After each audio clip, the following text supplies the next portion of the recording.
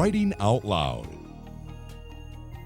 a program designed to explore in-depth interviews with writers to hear that words have voices. Hello everyone, I'm Teresa Miller and welcome to Writing Out Loud. My very special guest today is music superstar Wanda Jackson.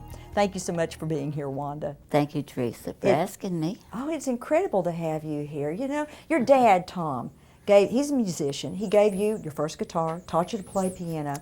What were some of the most important lessons you learned from him? Well, I learned so much.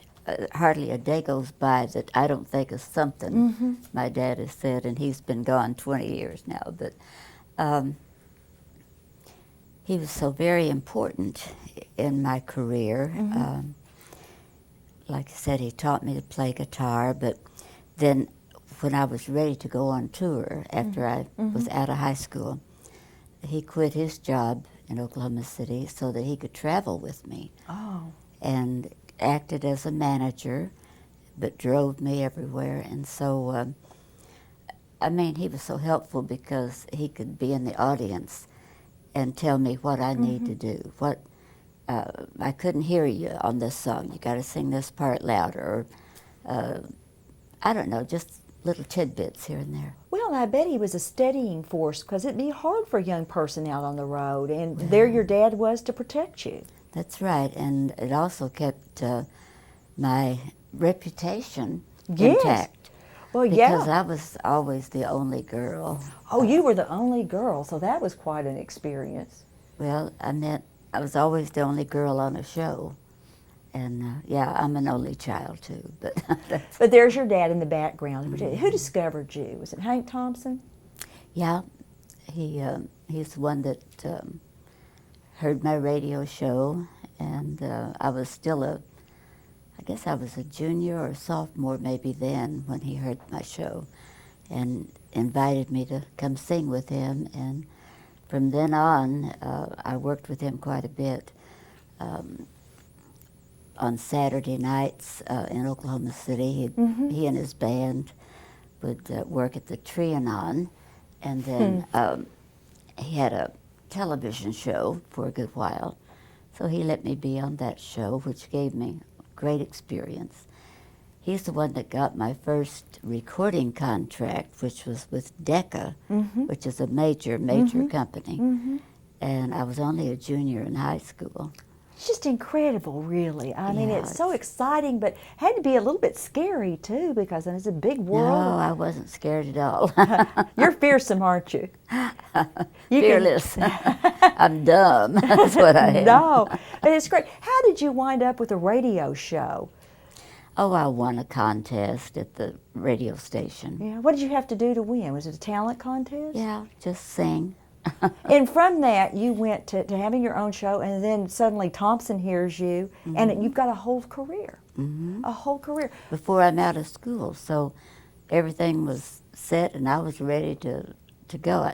I'd had a couple of songs already in the Billboard country charts when I graduated, so I had a kind of a name already started for myself, and I didn't have to start from scratch that way, you know. How important is it for you as a singer to pick the right material, to have the right material, to write the right material? I think it's the whole name of the game, is your songs and material. And I mean, you can take a great song and probably anyone could sing it. Really? Yeah, pretty much. That's my opinion, which I highly regard. Well, people say you're pretty much one of a kind, so I don't know about that. But what was your first big hit? Was it a duet that you did? Yes, you've done all your homework, haven't you? Well, girl? you've got a great website. We're going to list it at the end of the show. But a duet with Thompson's band leader. Right. Hank had the songs through his publishing company. And so there and again, it was the song. It was so cute. What was it that you think that caused that song to be such a big hit? That first one? Well, like I said, it was such a cute song, and I sang it real cute. Did you? But what I mean by that is, just being an Okie. I said the word can't. Oh, yeah, that's what I was And getting the at. title of the song was "You Can't Have My Love," and so, you know, I never gave it a thought that I probably should have said "can't." Wouldn't have been the same, though, would it? No, that's what got the attention. I think everyone laughed about it, you know. How did that song change your life, having that early success, that early hit? Well, it changed it by giving me a very good start, very good catalyst to send me on my way. Early in your career, you met Elvis. Hmm. What was that like for you? What was he like? Well, he was a wonderful guy, young man. His career was just starting too, and in fact, he was the first person I toured with when I got out of high school. And he was already getting a pretty big name for himself in certain areas of the country.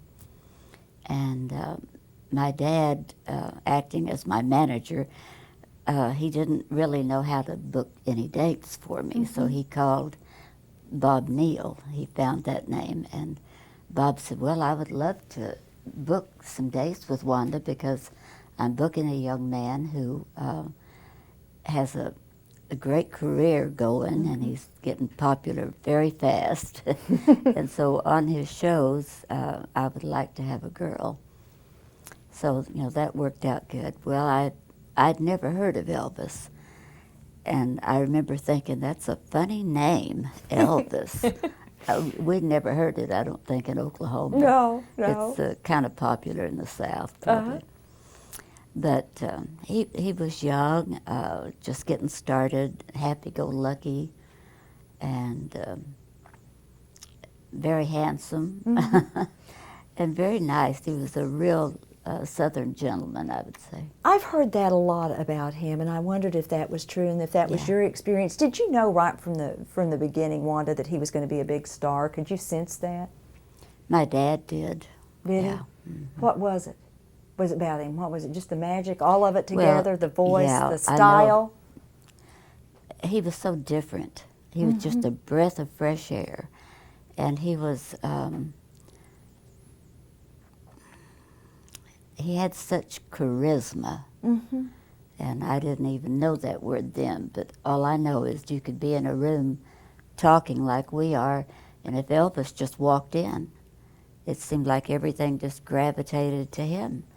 He just had a natural pull, magnetism, you know. Did you stay in touch with him through the years? No, I didn't. I was busy with my career, and I worked with him right until he left for Hollywood to start his movie career.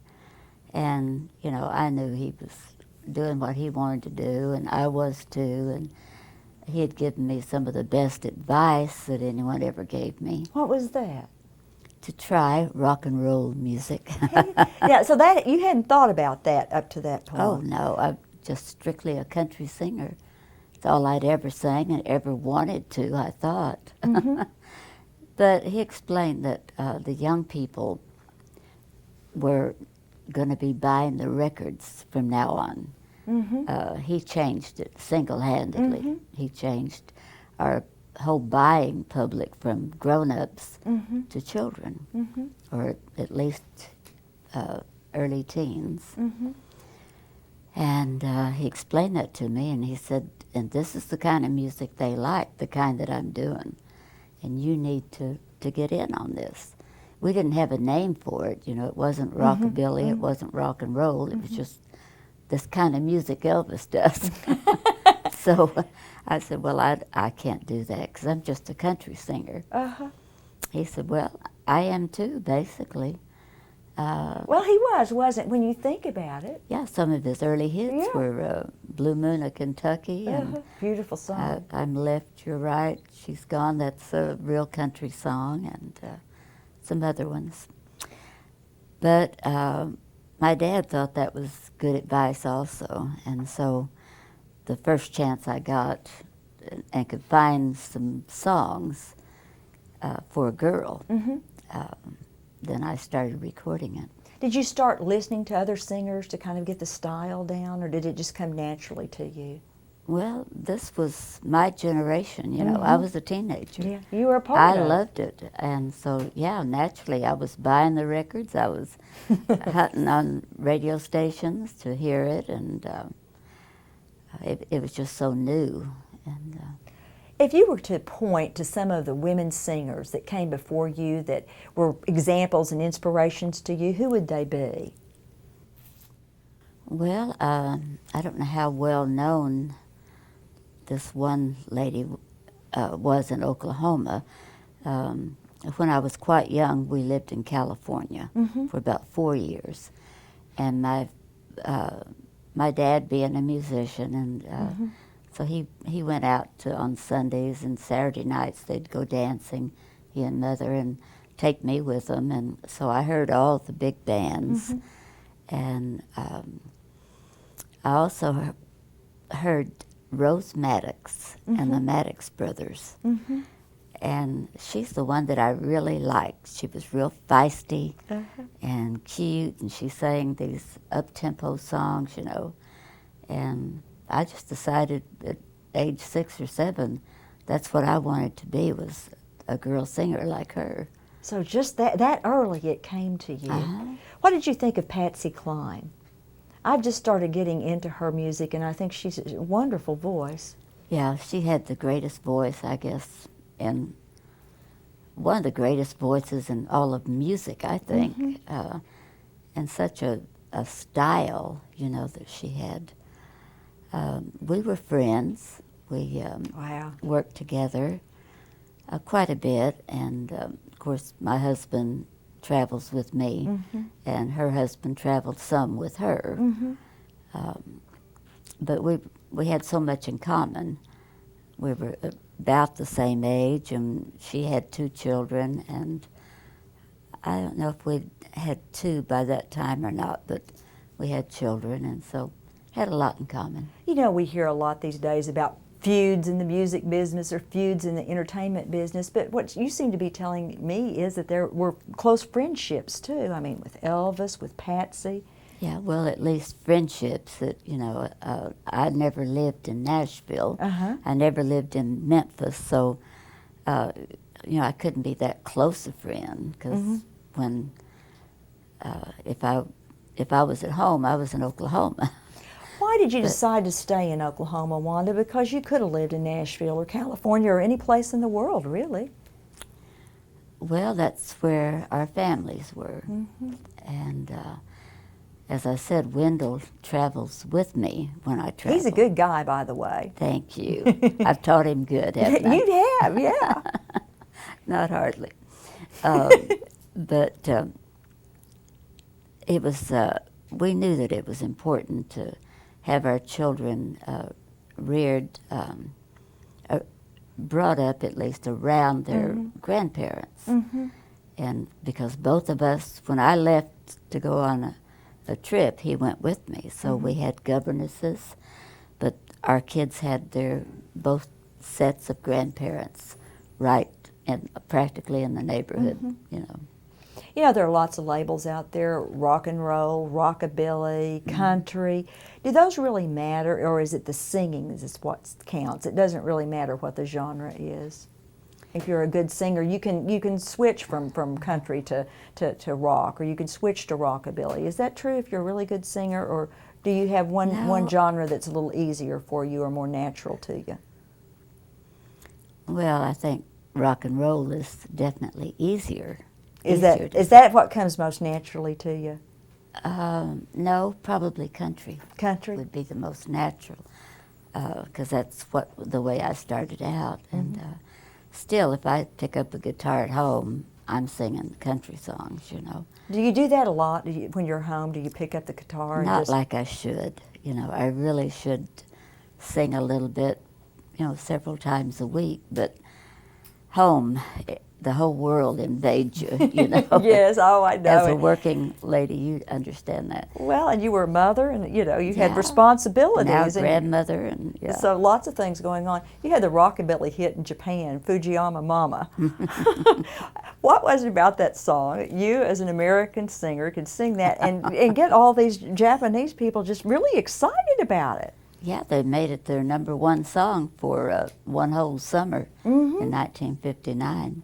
Yeah. So, But did that surprise you a little bit?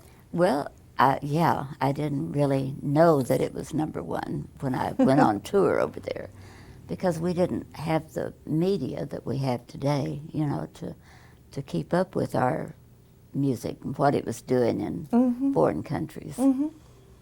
So what really baffled me was finding out it was #1 in Japan, and the stations, radio stations, wouldn't play it in America. I mean, they didn't. Why? I could never figure that out. I said, we won that war.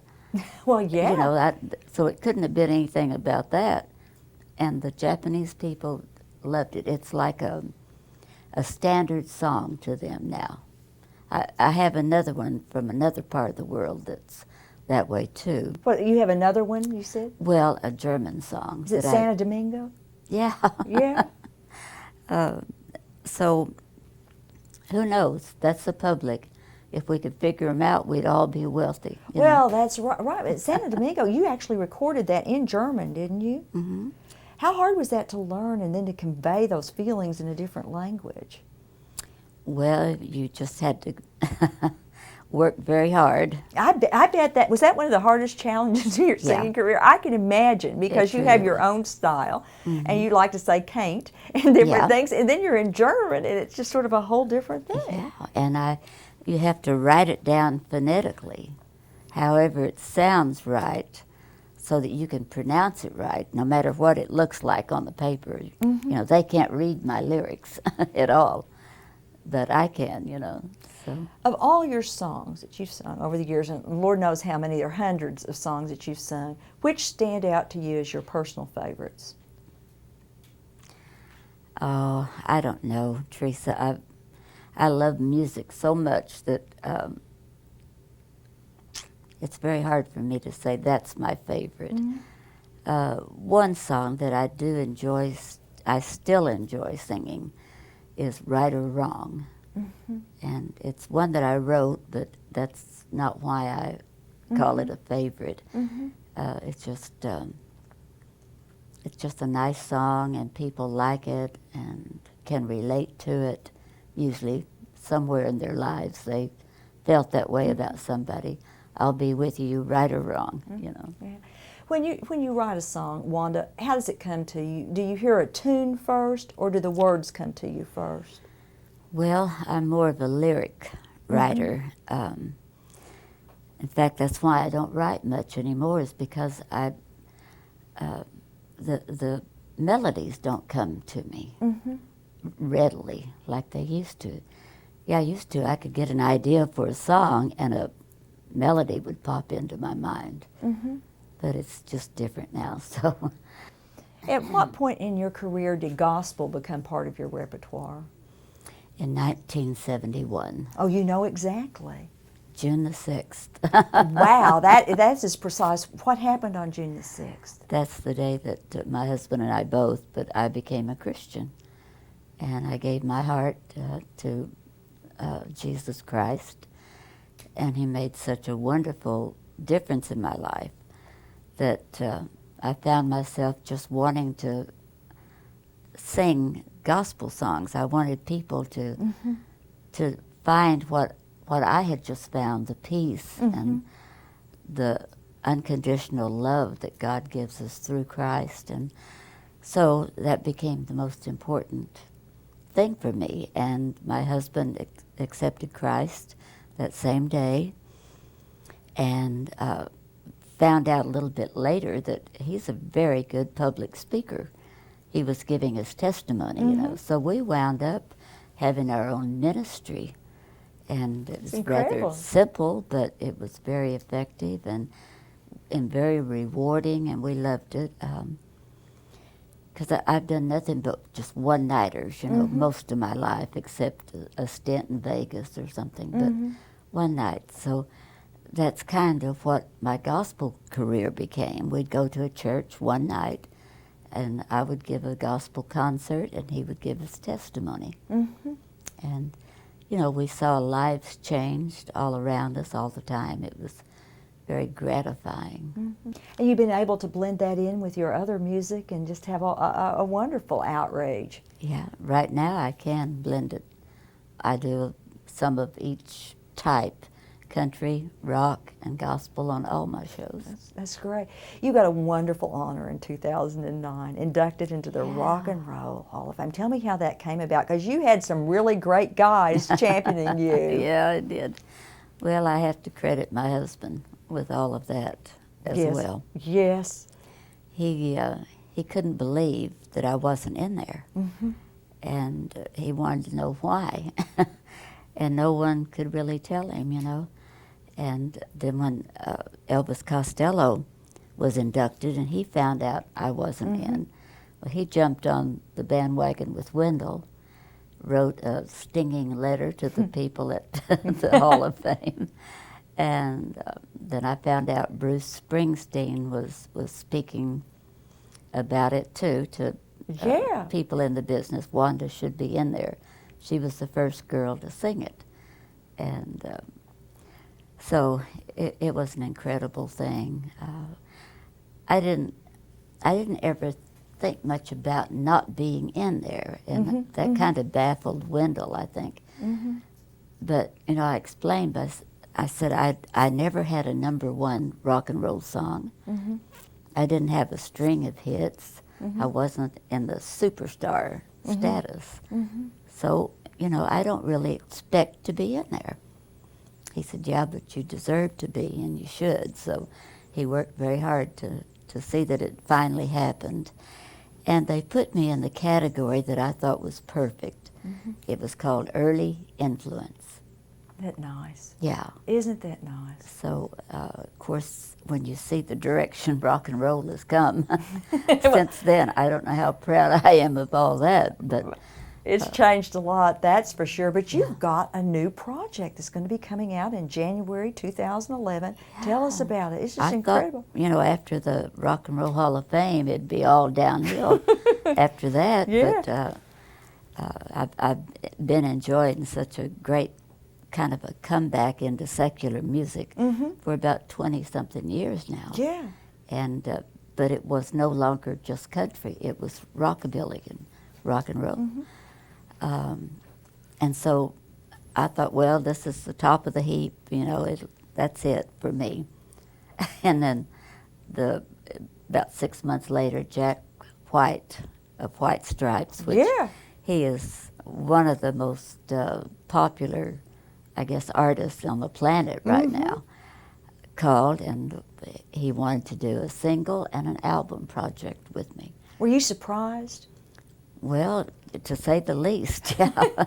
Had you known Jack? No, I just knew the name. I'd heard the White Stripes and Jack White, and my kids sure knew him. And but Wendell and I, you know, his type of music it's rock and roll. It's not the hard metal, is that what they call it? Heavy metal? Heavy metal, that type of rock. But anyway, I didn't listen to that kind of music, and so I wasn't familiar with him, but I became familiar with him shortly after that, wanting to find out who I was going to be working with. Well, yeah, but it's going to actually come out in a single vinyl, part of it, isn't it? Is it going to be available that way? Yes. Well, now, this is a single you have in your hand. Yes, I just think this is so fun. And it's a 7-inch, or whatever it is, 45 record. This has got to bring back lots of memories, huh? Yeah, the young people have loved the vinyl now, and I thought I'd never see vinyl records again. Yeah, are you glad they're making it come back? It doesn't matter to me. Just as long as you get your songs recorded. What songs are we going to hear on the album when it's released in January? Well, these two will be on it. You Know I'm No Good. And I don't know what my gospel fans will think of that one, but, you know, I'm just teasing. I have a feeling they're going to like it. Yeah, it's a cute song. And Shaking All Over is on the back side. What has it been like producing the album, going through and putting it together? Has it been a great experience for you? Yeah, it was. And I Wendell had to pull me in the studio kicking and screaming. Really? Yeah, I don't have an abundance of self-confidence, and Even after all your success. yeah, it's kind of strange. Yeah, it is. Yeah. But I understand. But that's humble of you. I mean, you're yeah. very humble. Yeah, it's just the way it is. And but he knew the importance of this, and he knew I could do it, but I didn't know I could do it. So, We just have a few seconds left, Wanda. What advice would you give to young people that are out there dreaming of a music career? and there's a lot of them, I'm sure. Mm-hmm. I like to tell young people that if you can find anything else that interests you, some other line of work, something else you might get into that's creative, you probably should do it. But if you're like me, nothing else ever interested me except entertaining and singing, then go for it. While you're young, give it all you've got. Thank you so much for being here, Wanda. I've enjoyed it. Thank you, Teresa. And congratulations on the new album.